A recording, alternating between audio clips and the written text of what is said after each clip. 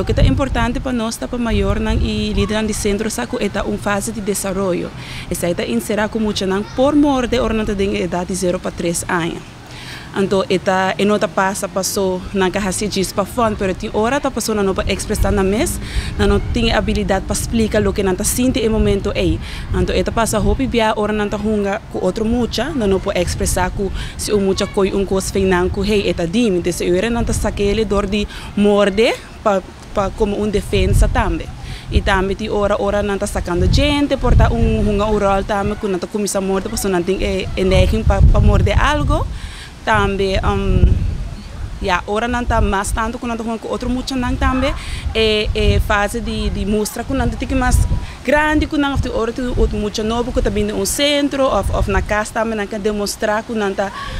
tem mais grande então hora tem muito chiquita hunga não está morte para mostrar nang rol den full situação antes aí tá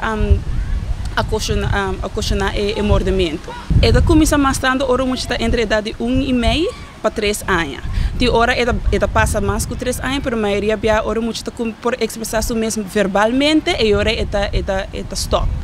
Pero tem muita que por seguir, sim, mas a maioria muita sim entre 0 para 3 anos. O que sim, por hasita por aplicar o 2 op oog princípio e hora botar wak pa muito botar judele tudo caminho que tá vai botar observar botar wak que eta hasi anto naquele momento eta morde para assim não botar ok se eta tem uma situação que tem mais muito tá hungando tem crem da cami wak que tá em momento que eta vai morde se eta word frustrado ou eta sente mané eta anxious eta morde nós para começar a observar para mim em momento na que eta passa também tá importante para se botar wak eta morde hopi viaja começar do nele atenção positiva de uma tarefa na chiquito, por exemplo, se você vai buscar algo na cozinha, vai com ele na cozinha, para eu botar em vista de budget hora para prevenir que passa mais que 1 ou 2 viagens em um dia. Eu botar dando atenção de uma maneira positiva. E também é importante para informar em maior não também de um camp, ou seja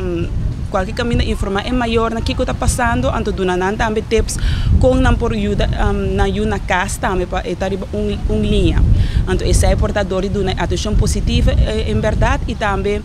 lá é muito síntico o mordimento não é algo malo, mas dor de compreender o que está passando, explicar como é por tratar gente mais de uma maneira mais suave, pode dar exemplo de uma maneira positiva em vez de negativa.